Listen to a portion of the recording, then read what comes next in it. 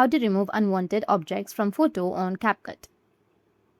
So if you want to remove unwanted objects from your photo on CapCut, then what you need to do is first, you just need to simply open up your CapCut application and then go with a new video and select photo. Once you've selected your photo, you need to go with add overlay, which will be in the bottom. Tap on overlay, tap on add overlay, and again select the same one.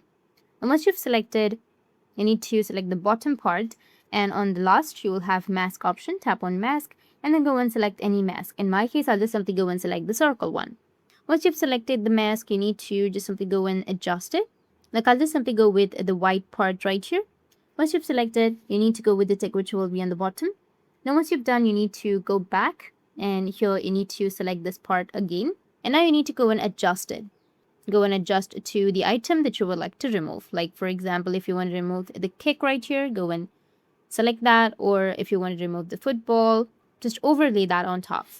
Once you've done, go with export, which will be on the top, and that's it. That's how you can remove unwanted objects from your photo on CapCut. And if you have any questions, feel free to comment below. Thanks for watching.